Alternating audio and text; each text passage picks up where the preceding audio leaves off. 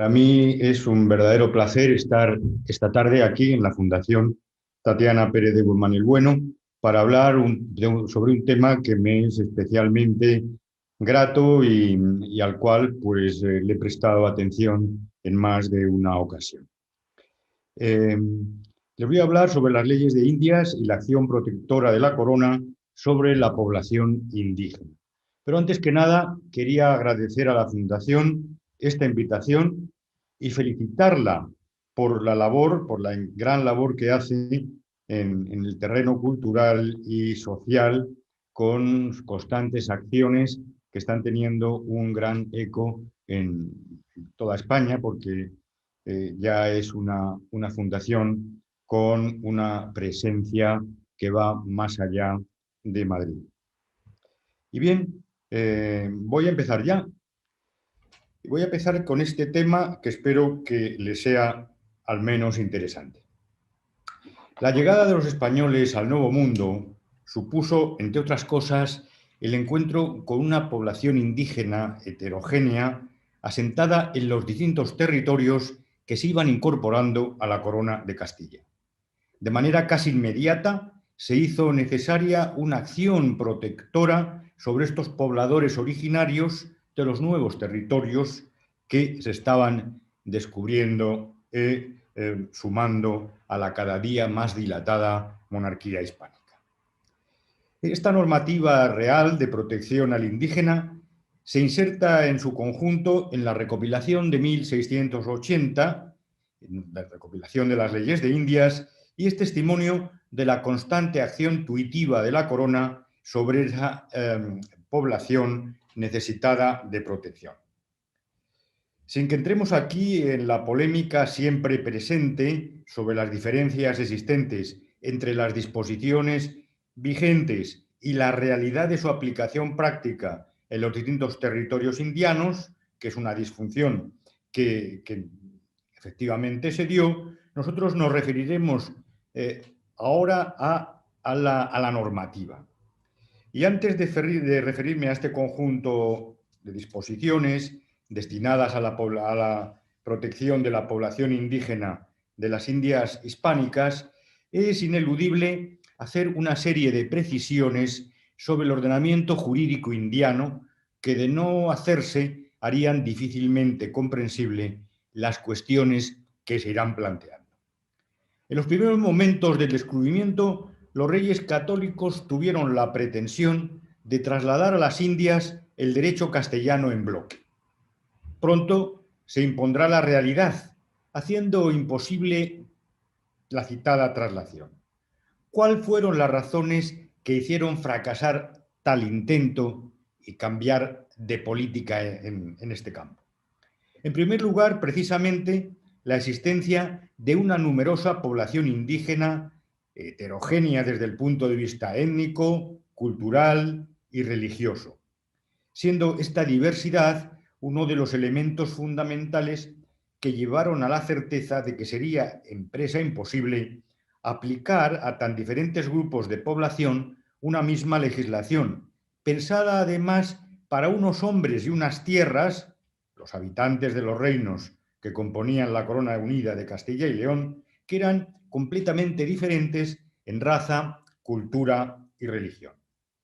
En segundo término, la propia lejanía física de la península y, por tanto, de la corte española, sede del poder político y administrativo, así como de los tribunales de justicia de Castilla, lo cual hacía poco menos que imposible el traslado literal de los preceptos jurídicos castellanos al Nuevo Mundo con características de eficacia. Por último, un extremo que haría definitivamente imposible el intento traslaticio del ordenamiento jurídico castellano. Me refiero al diferente entorno geográfico en que habría de ser aplicado tal derecho. Me estoy refiriendo al clima, los cultivos, el suelo, etc. Todo lo anterior tuvo como precipitado lógico el buscar a problemas nuevos soluciones jurídicas nuevas. De manera que la rápida acumulación de normas jurídicas destinadas a la aplicación específicamente, a ser aplicadas específicamente en los territorios indianos que se iban incorporando a la corona y que parecían no tener fin, hizo que fuera surgiendo un cuerpo normativo específico que fue denominado en su tiempo Leyes de Indias y modernamente Derecho Indiano. Dentro del ordenamiento jurídico indiano, un gran número de normas se dictaron para proteger precisamente a la población indígena que pronto se vio necesitada de amparo por parte de la corona ante los abusos que empezaban a producirse en el contacto con los nuevos pobladores europeos, carentes en muchos casos del más mínimo escrúpulo que entorpeciera sus deseos de enriquecimiento o medro personal en sus carreras administrativas. Fueron estos comportamientos lo que hizo que la realidad, con demasiada frecuencia cruel, pudiera hacer parecer esta normativa ampliamente proteccionista como algo carente de efectividad en la práctica. Así, aunque con carácter general, debemos desechar el paisaje, muchas veces idílico, que nos dibujan las leyes indianas, pero también debemos desechar y rechazar con energía que el proteccionismo de la corona para con sus súbditos indígenas fuera la hipócrita máscara de un sistema generalizado de fría explotación económica. El gran hispanista norteamericano, Hanke, tituló con enorme acierto uno de sus libros La lucha por la justicia en la conquista de América. Y efectivamente de eso se trató en gran medida, un camino hacia el ideal de justicia que sería largo, tortuoso y difícil, pero de cualquier modo con avances innegables en cuanto a la protección de la población indígena, que por otra parte no se dieron en otras colonizaciones llevadas a cabo por europeos, tanto en América como en otros continentes. También esta legislación protectora posee aquellas características que son propias y comunes al resto de la normativa indiana, cualquiera que sea su objeto. Me refiero, naturalmente, al particularismo territorial y al casuismo. En cuanto al primero, al particularismo territorial, las normas iban generalmente dirigidas a una demarcación administrativa en particular, aunque mediante determinados mecanismos jurídicos acabara siendo aplicable a otras zonas para las que no fue pensada. En cuanto al casuismo, las normas indianas, y entre ellas las proteccionistas a las que nos venimos refiriendo, nacían en la mayoría de las ocasiones del intento de dar respuesta a una determinada cuestión que se había planteado en Indias y que requería una solución concreta.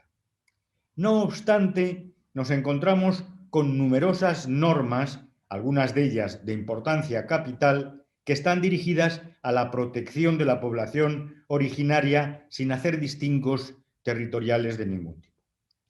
El amparo de los indígenas se produjo así en una doble vertiente. De una parte, la propia Iglesia, muchas veces con sus denuncias, y de otra, la corona, esta con sus normas.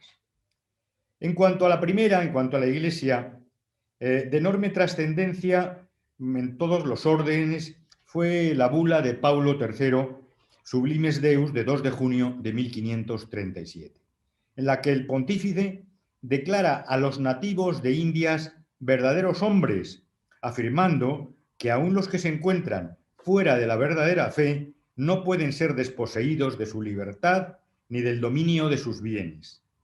Tan tajante e inequívoca declaración papal tuvo una importancia capital, pues de alguna manera informará toda la legislación indiana en cuanto a la radical libertad de los indios. ¿Qué actitud tuvo la corona respecto a la población indígena que de pronto y de una forma inesperada había pasado a formar parte del cuerpo de sus súbditos? En principio, tuvo una actitud vacilante. En esto, como en tantas otras cosas, la política indiana iba a remolque de los acontecimientos. De pronto, los reyes se encontraron con una catarata de acontecimientos, de sucesos, a los que había de dar respuesta adecuada y para lo cual no había ningún tipo de previsión. Así, los monarcas autorizaron la venta de los nativos traídos por Colón en su primer viaje, pero tras la inicial autorización se mandó retener el importe obtenido y se convocó de inmediato una junta de letrados y teólogos para que les asesorasen en el que debiera ser su proceder con respecto a los nuevos súbditos. Algunos años después, el testamento de la reina católica ordena el buen trato que se ha de dar a los indios. Y así nos dice: suplico al rey, mi señor, muy afectuosamente, y encargo y mando a la princesa mi hija y al príncipe su marido, que así lo hagan y cumplan, y que este sea su principal fin y en ello pongan mucha diligencia. Y no consientan ni den lugar a que los indios, vecinos y moradores de las dichas islas y tierra firme, ganados y por ganar, reciban agravio alguno en sus personas y bienes, mas manden que sean bien y justamente tratados, y si algún agravio han recibido, lo remedien y provean de manera que no se ceda cosa alguna lo que por las letras apostólicas de las dicha concesión nos es ungido y mandado. Este trascendental fragmento del testamento de la Reina Católica pone claramente de manifiesto lo que podríamos llamar el fin primario de la conquista de aquellos territorios ultramarinos, la evangelización de los indios, debiendo tener siempre presente que aunque esta finalidad se vea enturbiada por comportamientos bastardos de administradores y encomenderos, nunca dejó de ser el norte de la corona en cuanto al comportamiento para con sus súbditos de ultramar. Buena prueba de esto último es el contenido de la Ley 610.1 de la Recopilación de Indias, donde encontramos una disposición de la regente Mariana de Austria en la que inserta el transcrito fragmento del testamento de la reina Isabel de Castilla y manda se observen sus términos, lo que en él está contenido respecto a la evangelización y buen trato a la población indígena. Esta política proteccionista de la monarquía encuentra su culminación en cuanto a los grandes principios que habían de guiar su actividad gubernativa en lo espiritual y temporal sobre aquellos territorios, en la solemne declaración de los indios como vasallos libres de la corona, tal y como se dispone en las leyes nuevas de Indias, promulgadas el 20 de noviembre de 1542. Así, en su punto 21, nos dice: ítem, ordenamos y mandamos que de aquí adelante, por ninguna causa de guerra ni otra alguna, aunque sea su título de rebelión, ni por rescate, ni de otra manera, no se puedan hacer esclavo, no nos puede hacer esclavo a indio alguno, y queremos que sean tratados como vasallos libres de la corona de Castilla, pues lo son. Tan tajante declaración es de suma importancia por lo que supone de obligación de futuro para la propia monarquía, pues con ella se obliga a un comportamiento para con aquellos súbditos similar, si no superior, en cuanto a atenciones al que había de observar con los habitantes de los territorios europeos, que dependían del monarca católico, declarando solemnemente que ni aun en caso de rebelión contra el rey, quizá el peor crimen que se pudiera concebir en la época, los nativos de los territorios indianos podrían ser sometidos a esclavitud, lo cual cobra una especial significación cuando se está hablando de un proceso de colonización donde la tentación de sometimiento a esclavitud y consiguiente explotación económica nunca dejó de estar presente. Junto a su radical libertad, en vista a la disposición arriba citada, podemos hablar de un estatuto de la población indígena que lo agruparemos en 4 grandes apartados. Primero, la presunción de libertad de los indios. Esta premisa, que de alguna manera estará presente en todas las relaciones jurídicas de la población indígena con los poderes públicos radicados en Indias, fue declarada solemnemente por el emperador en Granada el 9 de noviembre de 1526, reiterándola de nuevo en Madrid el 2 de agosto de 1530, el 13 de enero de 1532, el 5 de noviembre de 1540, el 1 de mayo de 1542 y el 24 de octubre de 1548. Como vemos, tan importante principio fue objeto de una constante atención por parte de Carlos V, estableciendo que nadie sea osado de cautivar indios naturales de nuestras Indias, islas y tierra del mar Océano, descubiertas ni por descubrir, ni tenerlos por esclavos, aunque sea de las islas y tierras que por nos o que nuestro poder para ello haya tenido y tenga esté declarado, que se les pueda hacer justamente guerra o los matar, prender o cautivar, excepto en los casos que por las leyes de este título estuviera permitido. Como vemos, la firmeza y claridad y amplitud de la ley hacía imposible el cautiverio de los indios, prestando especial atención a la imposibilidad de que fueran cautivados y esclavizados por causa de guerra. Esto es especialmente importante dado el periodo de expansión y conquista en la que fue dada esta normativa, esta norma que ya citada.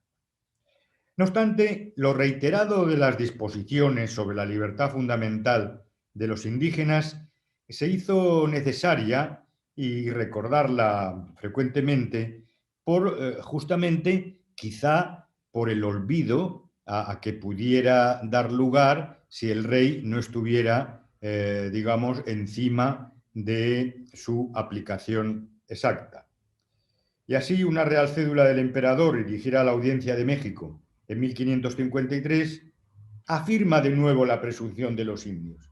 O sea, ya hemos visto la reiteración anterior y ahora nos encontramos con una disposición concreta dirigida a la Real Audiencia de México. Esta normativa sobre la libertad de los indios tuvo alguna excepción motivada en graves acontecimientos que pusieron en peligro la propia presencia de la corona en determinados territorios de la monarquía. Buen ejemplo de esto son sendas disposiciones de Felipe II y de Felipe III, de 4 de julio de 1570 y 29 de mayo de 1620, dictadas a propósito de la actividad subversiva de los nativos musulmanes en la isla de Mindanao. Una excepción también es la disposición de Felipe II de 25 de enero de 1569 acerca de la posibilidad de hacer esclavos a los llamados indios caribes, que nos dice la disposición recogida en Recopilación de Indias 6.2.13, que comían carne humana. Bien, sigamos. La presunción de libertad respecto de las autoridades metropolitanas o de la corona radicadas en Indias se hace también extensiva, respecto a las propias autoridades indígenas, lo cual era importantísimo. Fue también en tiempos del emperador cuando se firmó una disposición, varias veces reiterada, y en la cual se deja bien claro, las disposiciones es de 6 de noviembre de 1538, reiterada el 6 de octubre de 1541 y confirmada luego por Felipe II el 8 de febrero de 1588, en la cual se nos dice: prohibimos a los caciques y principales tener, vender o trocar por esclavos a los indios que les estuvieran sujetos, y asimismo a los españoles podérselo comprar ni rescatar, y el que contraviniere incurra en las penas estatuidas por ley antecedente, quedando libres los indios que así fueran vendidos, tenidos o cambiados. Recopilación de Indias 613. Bien, entonces ya tenemos la prohibición de esclavizar a las autoridades españolas y la prohibición de esclavizar a las propias autoridades indígenas, a los caciques y principales que estaban directamente actuando sobre la población indígena. En tercer lugar, me voy a referir a la libertad de movimiento de los indios. Esto también es especialmente importante porque significa mucho en cuanto al estatus de libertad. La población indígena tenía la facultad de poder desplazarse a su antojo sin que nadie lo pudiera impedir. Así se había ordenado, con escasas excepciones, en una temprana disposición dada en nombre del emperador por su esposa, la emperatriz Isabel, el 3 de noviembre de 1536. Dice la disposición: si constare que los indios se han ido a vivir de unos lugares a otros de su voluntad, no lo impidan los justicias ni ministros y déjenlos vivir y morar allí, excepto donde por las reducciones que por nuestro mandado estuvieran hechos se haya dispuesto lo contrario y no fueran perjudicados los encomenderos. Entonces, claro, este último matiz hace que la fuerza de lo dispuesto por la emperatriz tuviera en la práctica algunas excepciones importantes. Me referiré ahora al libre ejercicio de las actividades económicas.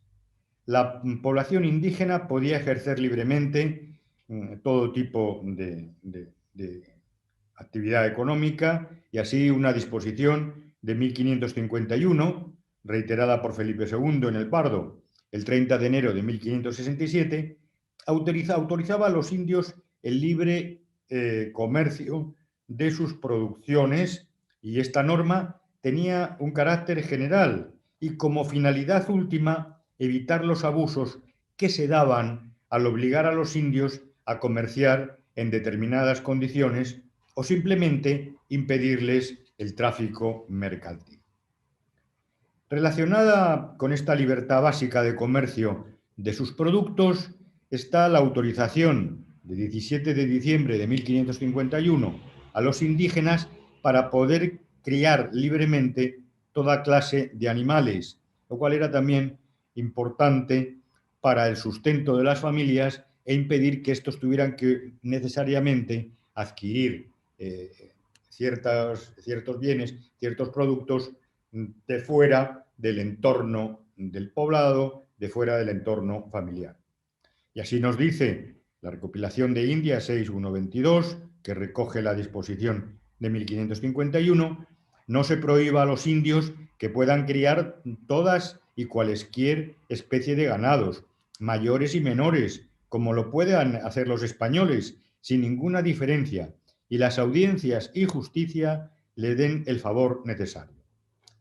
Estas dos disposiciones venían a complementar otra muy temprana del emperador, de 6 de septiembre de 1521, donde se establece el libre comercio entre españoles e indios, protegiendo especialmente a estos últimos.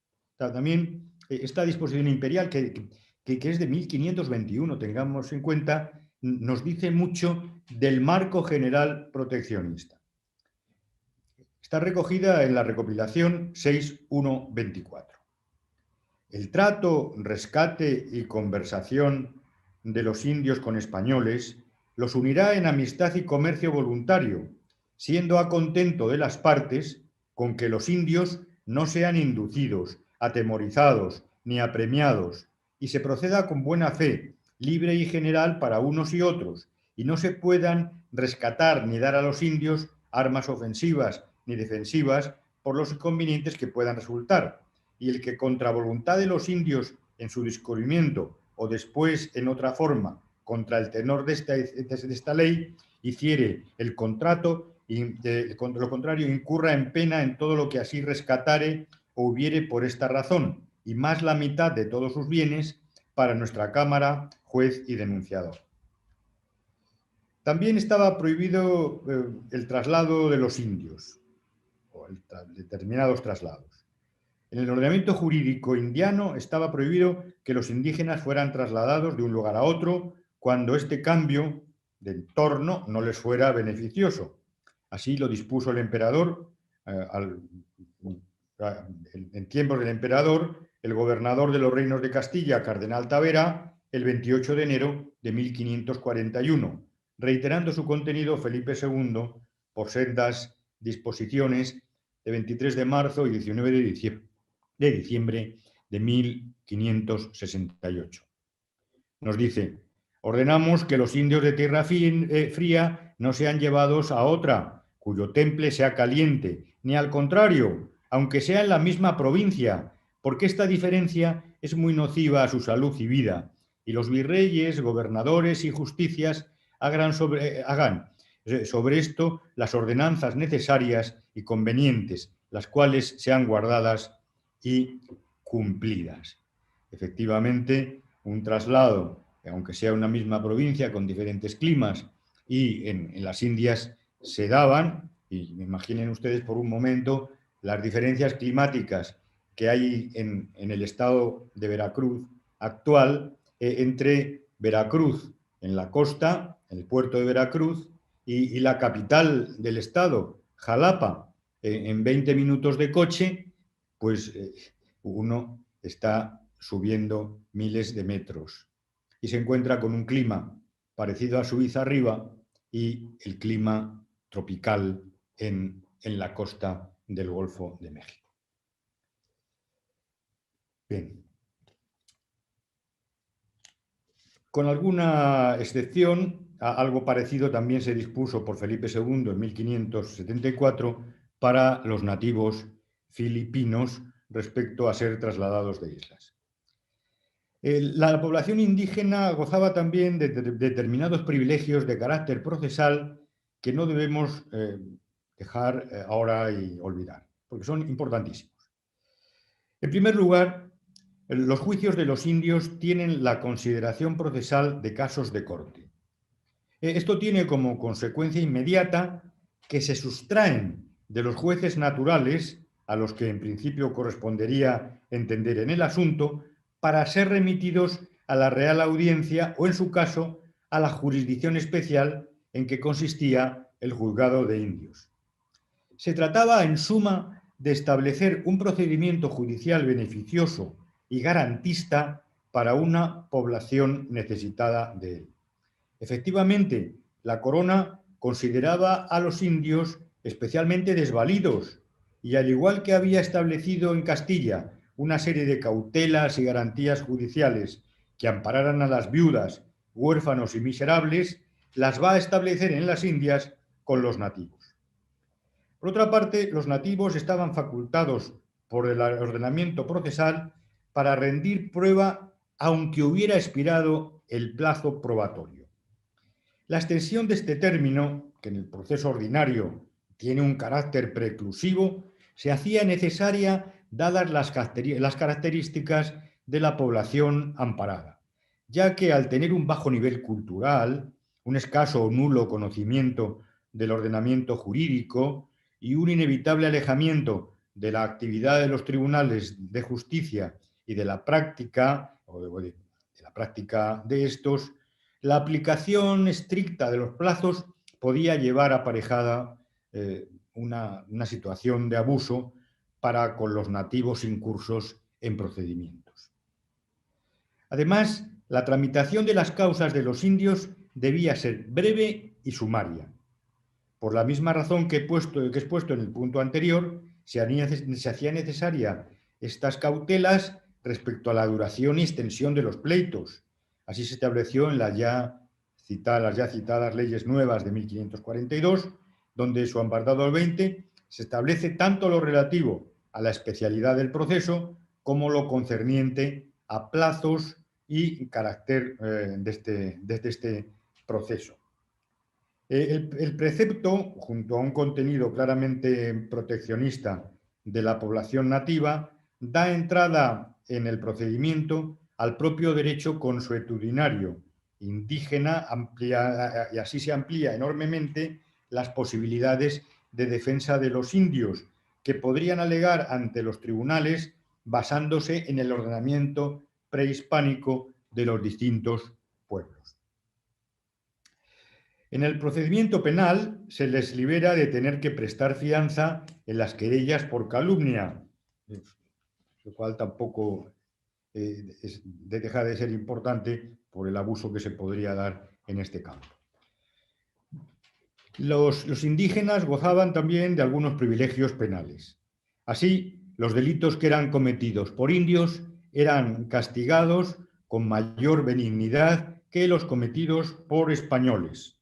En la aplicación de las penas por los tribunales se tenía especialmente en cuenta el tipo de delito que fuere y si se había cometido por desconocimiento del indígena, o que realmente requiriera una especial benignidad por parte del tribunal juzgador.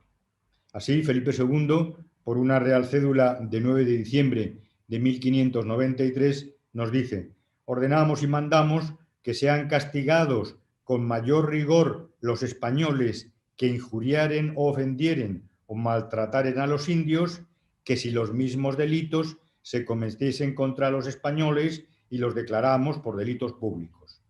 Así está en Recopilación de Indias 6, 10, 21. Cuestión importantísima es la que voy a enunciarles a continuación. Se trata de la exención de los indios de la jurisdicción del Santo Oficio. ¿Qué quiere decir esto? La población indígena de las Indias estaba exenta de la jurisdicción inquisitorial. A tal efecto, los indios han de tener siempre la consideración jurídico-canónica de neófitos. Esto es, los tribunales de la Inquisición, el Tribunal de México, el Tribunal de Cartagena de Indias y el Tribunal de Lima, como tribunales de distrito de los territorios americanos sujetos a la Corona de Castilla, incorporados a la Corona de Castilla, no podían encausar a los indígenas. Pero no solamente no podían encausar a los indígenas, sino que tampoco los podían someter a observación.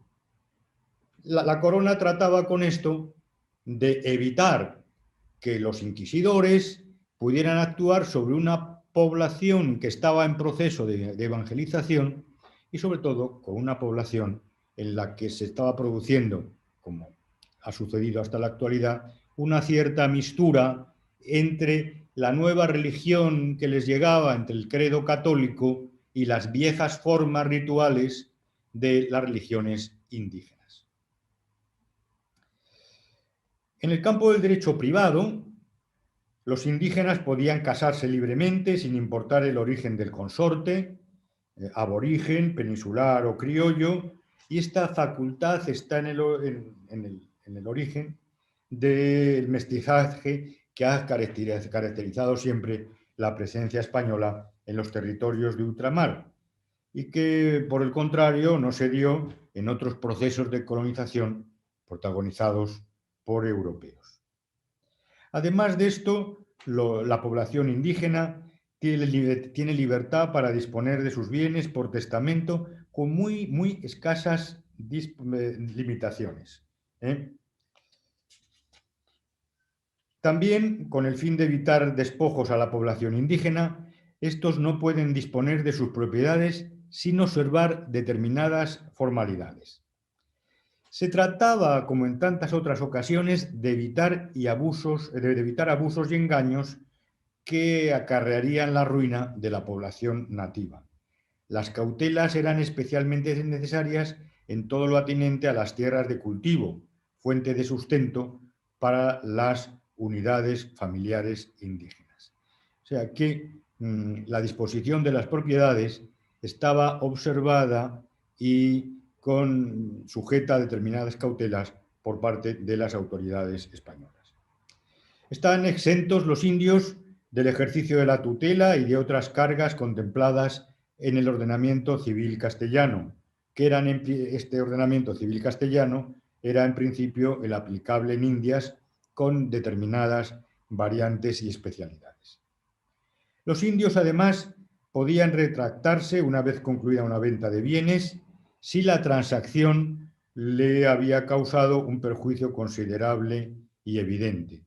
Esta capacidad de retracto pues, fue también especialmente necesaria para evitar abusos que se hubieran producido sin duda. Todas estas medidas de protección de la población nativa, más aquellas que regulaban el trabajo de los indios, estaban encaminadas a preservar a los indígenas de abusos y sometimientos que habrían llevado, sin duda alguna, a su desaparición, pudiendo afirmar que los efectos beneficiosos de esta política proteccionista se observará a lo largo, sobre todo cuando examinemos las distintas dinámicas demográficas que se han desarrollado en los territorios sometidos al dominio de las diferentes potencias europeas. En esto, la historia comparada pues, arroja grandes sorpresas.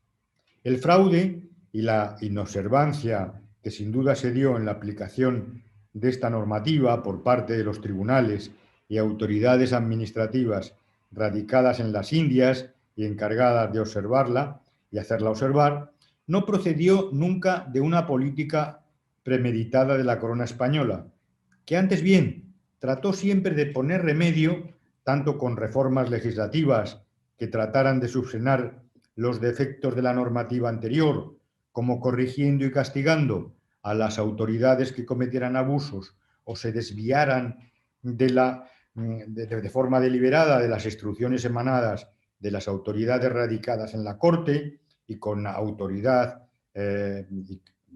con jurisdicción originaria o delegada de la corona sobre las Indias, esto es, principalmente el Consejo y la Secretaría de Indias cuando esta última se instituye.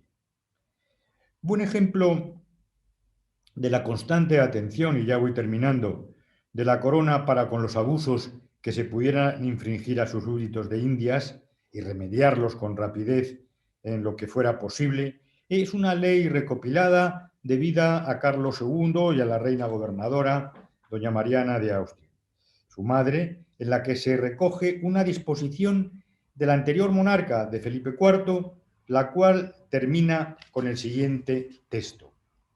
Y porque nuestra voluntad es que los indios sean tratados con toda suavidad, blandura y caricia, y de ninguna persona eclesiástica o secular ofendidos, mandamos a los virreyes, presidentes, audiencias y justicias que, visto y considerado lo que su majestad fue servido de mandar y todo cuanto se contiene en las leyes de esta recopilación dadas a favor de los indios, lo guarden y cumplan con tan especial cuidado que no den motivo a nuestra indignación y para todo sea cargo de residencia.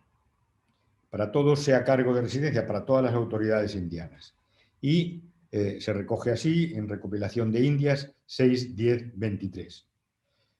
Felipe IV no solo reitera las órdenes de sus predecesores en el trono de dar buen trato a los indios, sino que en el cuerpo de la ley reconoce a estos como súbditos útiles a los intereses de la monarquía, a cuya grandeza habían colaborado activamente. Como hemos visto, siempre procuró la corona amparar a sus vasallos indígenas de las Indias sin que estos fueran dañados con conocimiento de la propia corona, de la propia metrópoli, que siempre estuvo atenta a su protección y cuidado. Muchas gracias. Muchísimas gracias, Feliciano. Estoy viendo ya que van escribiendo preguntas tanto en el chat de Zoom como en el de YouTube, y es que es un tema en el que todo el mundo quiere saber un poquito más y aprovechamos que te tenemos aquí.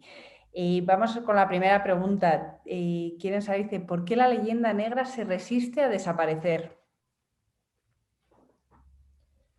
Bueno, pues es que es una pregunta importante y que tiene una difícil contestación. Bien, La leyenda negra se resiste a desaparecer primeramente porque está muy bien asentada y en segundo lugar porque los propios españoles se la han creído. Y estas dos cuestiones, la primera, su asentamiento, es debida a que la monarquía de España, en un momento determinado, como una primerísima potencia, tuvo grandes enemigos. Y estos enemigos en el campo militar, en el campo político, se sirvieron también de una publicística imponente que no es otra cosa que la leyenda negra, fundamentada en tres, digamos, pilares principales, que es Felipe II, como ese monstruo del sur que dibuja la leyenda negra, el trato a los indios, el maltrato a los indios, mejor dicho, que se predica constantemente acerca de los españoles en los territorios de ultramar, y luego la Inquisición. La Inquisición como institución realmente odiosa desde el punto de vista de un observador actual, y sobre esas tres patas se elaboró una leyenda negra creída también y muchas veces difundida por los propios españoles. Entonces hay que huir de las leyendas negras, pero también huir de las leyendas blancas, ¿eh? Entonces se trata de, en la medida de lo posible, no enjuiciar comportamientos del pasado desde los parámetros actuales, ¿eh? Se trata de conocerlos y realmente muchos no fueron edificantes, pero no apliquemos a comportamientos del pasado el pensamiento actual respecto a esos mismos posibles comportamientos en el momento presente. Muchísimas gracias, Feliciano. Martín Zamorano pregunta, dice, ¿existieron leyes similares con respecto a los indígenas africanos? Dice, ¿o había diferencias entre los indios americanos y el trato que se les daba a los nativos africanos? Bueno, primeramente, la presencia de la corona de Castilla en África no tiene nada que ver con la presencia de la corona de Castilla en América. Los territorios americanos eran el núcleo principal territorial del ultramar español, junto a las islas de Asia y de Oceanía, Filipinas, las Marianas, las Carolinas, Palaos.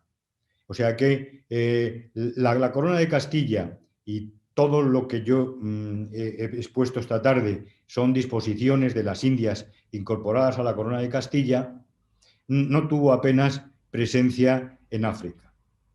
Es verdad que entre 1580 y 1640 Portugal estuvo dentro de la monarquía, y entonces ahí sí podríamos hablar de una legislación lusa respecto a los dominios ultramarinos y presencia de todo el sistema de factorías portuguesas en África, pero claro, ese es otro tema distinto al que yo me he referido. Respecto a otras potencias con presencia en ultramar, pues realmente no hay un cuerpo legal que se pueda comparar a esta acción tuitiva de la corona que se recoge en las leyes de Indias. Muchas gracias. Vamos ahora con una pregunta de YouTube. Mar Martínez pregunta, dice, todas estas leyes de protección y de reconocimiento de derechos de los indígenas son sin duda muy avanzadas para la época. Dice, pero la población indígena eran personas analfabetas. Dice, por lo que imagino que no tendrían conocimiento de las mismas. La pregunta es, ¿quién o qué institución velaba por los intereses de los indígenas? Bueno, algunas de las disposiciones que yo he mencionado aquí, y algunas las he leído, ya se establecía el modo en que se debía verificar esta protección. Existían los juzgados de indios, pero además las autoridades radicadas en Indias tenían un especial deber de protección sobre esa misma población. Cosa distinta es que se produjeran abusos, pero eran las propias autoridades indianas las que debían preservar a los indígenas y que se aplicaran estas leyes tuitivas. Estas leyes tuitivas. Naturalmente que la población indígena analfabeta o de bajísima formación se encuentra con dificultades de conocimiento del propio ordenamiento. Pero como he dicho en mi intervención, esto estaba también previsto y los privilegios procesales iban encaminados a ese fin, y algunos privilegios de derecho privado, como la posibilidad del retracto en las ventas, también iba encaminado a lo mismo. O sea que, por otra parte, he de decir que la población indígena fue adquiriendo formación y cada vez con el conocimiento del idioma, con el conocimiento del español, los indígenas fueron también acercándose a la realidad legal, no como los españoles ni como letrados, pero se fueron acercando poco a poco a la realidad legal. Y sobre todo, el periodo de presencia española fue muy dilatado, que estamos hablando de finales del siglo XV, siglo XVI, XVII y XVIII, pues hasta la separación de los virreinatos. Entonces, a lo largo de ese periodo, habría que observar distintas situaciones respecto a momentos concretos. Muchísimas gracias, Feliciano. Seguimos con este turno de preguntas. Manuel Bernaldez nos pregunta, dice, ¿qué pasó con las leyes de Indias tras la separación de las dos orillas atlánticas españolas? ¿Qué pasó con las leyes de Indias? Bueno, pues las leyes de Indias, naturalmente, siguieron vigentes momentáneamente porque no se podía producir un vacío legal que en la inexistencia del ordenamiento. Algunas se siguieron observando durante un tiempo, pero pronto el derecho de la codificación, los nuevos aires jurídicos, pues llenaron la América emancipada. Y entonces las leyes de Indias pasaron a ser pues un cuerpo legal recordado, luego olvidado, y luego con el renacer de los estudios de derecho indiano, pues estudiado de nuevo, pero casi en el siglo XX. Las leyes de Indias eran la encarnación del poder español, por una parte, con lo cual los nuevos derechos de las nuevas repúblicas hermanas pues eran derechos codificados al modo europeo y ya alejados de esta normativa indiana. No obstante, las leyes de Indias siguieron aplicándose en determinados preceptos, se siguieron alegando ante los tribunales y se siguen alegando actualmente ante los tribunales de justicia en determinadas causas. Muchísimas gracias, Feliciano. No te estoy trasladando la cantidad de felicitaciones que llegan tanto al chat de Zoom como de YouTube, pero todos coinciden en que la conferencia ha sido magnífica. Así que, Pues me de alegro parte de todos muchísimo. los que nos siguen, muchísimas gracias. Seguimos con algunas dudas. Felipe Arias pregunta, dice, ¿qué sucedió con el sacerdote Diego de Landa después de su proceso inquisitorial por los mayas? Dice, ¿cómo fue procesado por lo que hizo? Bueno, es que no hay tiempo. Yo me comprometo, y ya lo digo desde ahora, si a la Fundación Tatiana Pérez de Guzmán el Bueno le parece bien, vamos a hacer una conferencia sobre la Inquisición en Indias. Y Perfecto. entonces, ese día, el día de la Inquisición en Indias, yo a nuestro atento seguidor le prometo que me dedicaré a este asunto. Pero ahora mismo sería complicadísimo entrar, porque tendría que explicar a toda la audiencia qué es lo que sucedió con Landa, qué pasó con los mayas, qué sucedió con los vestigios, qué ocurrió con el tribunal, cómo se... Es un tema que me lleva a otra conferencia. Perfecto, pues pasamos entonces a la pregunta de Luis. Nos dice, ¿las encomiendas y su regulación legal suponen un abuso de todas las leyes de protección? Bueno, las encomiendas es, sin duda alguna, un baldón en la presencia de España en Indias, en estos territorios incorporados a la Corona de Castilla. Las encomiendas tuvieron en principio un objetivo, un norte benéfico. Se trataba de a grupos de población indígenas evangelizarlos, instruirlos, protegerlos, también con contraprestaciones. Pero lo que sucedió es que los encomenderos fueron en gran parte los grandes abusadores. Y entonces, esta situación de determinados encomenderos, no pocos, es lo que lleva a la mala prensa que tienen las encomiendas, que es una mala prensa muy bien ganada. Muchas gracias, Feliciano. Antonio Morollón nos pregunta desde YouTube, dice, ¿podría por favor darnos algunos ejemplos de lo que compare la legislación de Castilla de la que nos ha hablado con la de otras potencias europeas en la misma época? Bueno, vamos a ver. No se trata de poner ejemplos, se trata de hablar en bloque.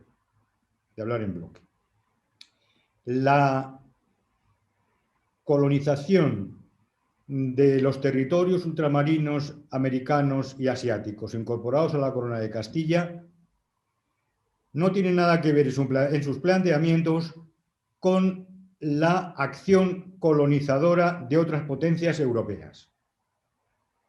Por ejemplo, Holanda. Holanda es una talasocracia. Una vez que se sale desde la corona de España, que se rebela contra su rey y se constituyen las Provincias Unidas y se convierte en una gran potencia naval con una enorme proyección en el comercio exterior, Holanda es una talasocracia que lo que hace es instalar factorías dedicadas al comercio, pero no a un dominio territorial de extensas zonas. No hay un norte de evangelización ni de instrucción de los indígenas, es sencillamente el deseo de colocarse, de asentarse en un determinado lugar, construir una factoría, naturalmente con una zona de seguridad y de influencia territorial alrededor, pero no otra cosa. Lo que trató España con esta incorporación es que declara a sus súbditos vasallos de la Corona de Castilla. Igual que jurídicamente con el título de los vasallos de la Corona en los territorios peninsulares de los reinos de la Corona de Castilla. Entonces, claro, esto hace que no tenga nada que ver este proceso colonizador castellano con el proceso colonizador holandés, inglés, francés, danés. Ni siquiera con el luso, aunque Portugal estuviera incorporado a la corona entre 1580 y 1600 y 1640. Porque siendo más parecido al castellano, sin embargo, hay grandes diferencias. Muchísimas gracias, Feliciano. Marta Enrile nos pregunta, dice, ¿cómo se articula el asiento de esclavos firmado entre Inglaterra y España en el marco de las negociaciones del Tratado de Utrecht en el contexto normativo de las leyes de Indias? Bueno, las leyes de Indias en el campo de la trata de esclavos son un cuerpo legal perfectamente diferenciado, perfectamente diferenciado. Entonces, el trato a los esclavos no es lo mismo que el trato a los indígenas.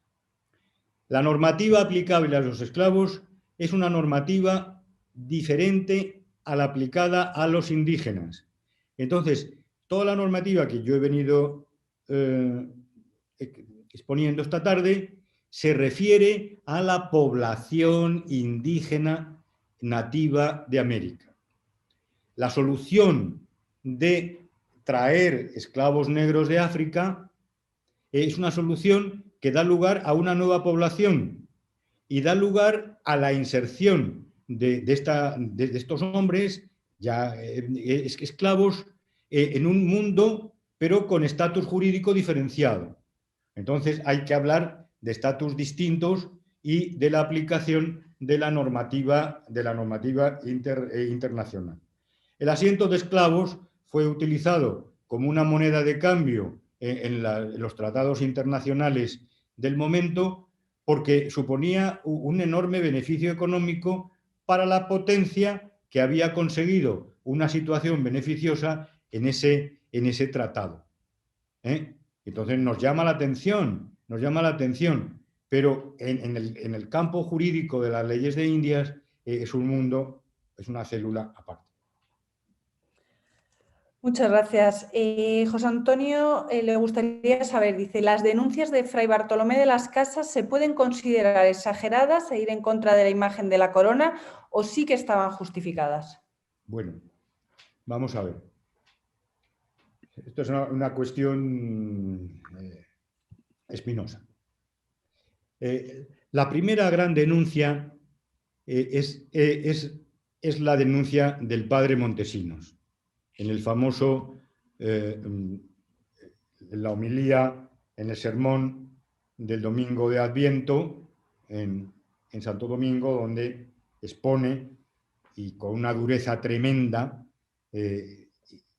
increpa a los feligreses los abusos que ellos, españoles, están infligiendo a los indios. Tanto la denuncia de Montesinos como después la denuncia del padre Las Casas llega a la corte. La corte no solamente le hace caso, sino que pone inmediatamente en marcha un procedimiento para ver esa realidad. La brevísima relación de la destrucción de las Indias es sin duda un libro enormemente polémico, donde la realidad también se suma en una dolorosa mistura con una exageración.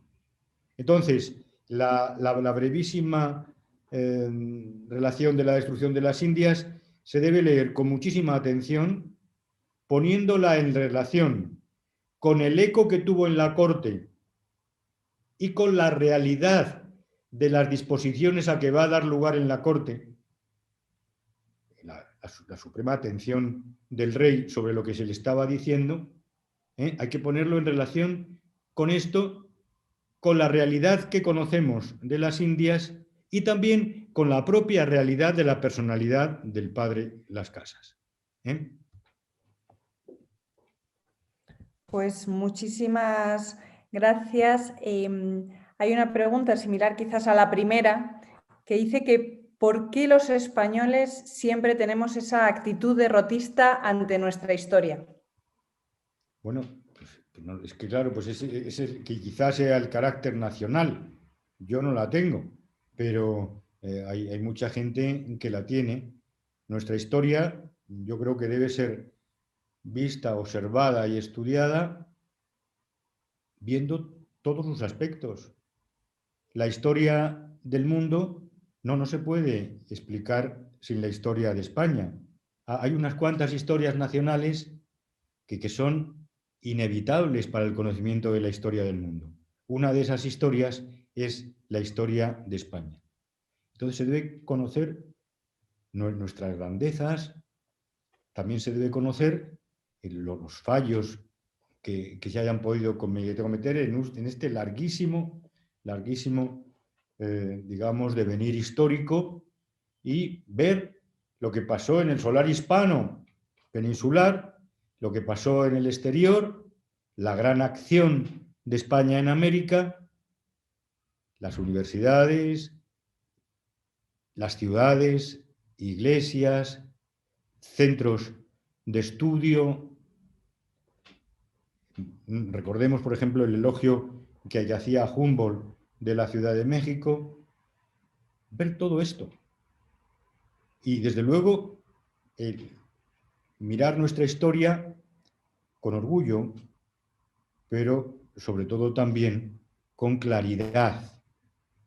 Y que ese orgullo no nos impida ver aquellas cuestiones que quizá sean una tacha y que también debemos estudiar, exponer y nada más, porque no podemos hacer otra cosa desde el presente que estudiar el pasado, exponerlo, conocerlo, y en aquello que pueda ser susceptible de repetición, si es malo, que no se repita. Pues muchísimas gracias, Feliciano. Nos quedan algunas preguntas, pero yo creo que vamos a dar por concluida esta conferencia. Me quedo con esta última respuesta, la que efectivamente la historia, sobre todo, la tenemos que conocer, para a partir de ahí ser justos con ella y contribuir los españoles en la medida en la que podamos ahora mismo a que esa leyenda negra no perviva más tiempo. Pero sobre todo no interiorizarla. Eso es. Eso es fundamental, no interiorizarla. Eso es. Cogemos también por aquí el guante de esa segunda conferencia. Claro, porque nuestra oyente que quiere saber sobre Landa, pues me ha puesto el toro en suerte. Bueno, a nosotros nos parece fenomenal que lo haya hecho, porque así podremos contar otro día contigo, así que... Hablamos de la Inquisición y de la Inquisición en Indias.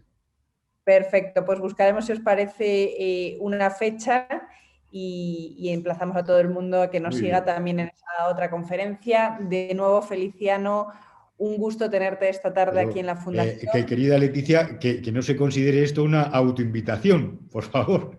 No. Lo que pasa es que yo he sido rápida y al revés he dicho, qué bien que lo hayan dicho otros y así no me hacen decirlo a mí. Es un gusto tenerte. Tendríamos, y sabemos que tienes conocimiento como para que estuvieras aquí todos los días enseñándonos cosas, y desde luego eres un auténtico maestro. Gracias, profesor. Muy buenas tardes a todos los que nos siguen a través de... Muchas gracias a todos. Y les recuerdo que la semana que viene tendremos una conferencia sobre el siglo de oro de nuestras letras con Jaime Olmedo, al que también el profesor Feliciano Barrios conoce muy bien.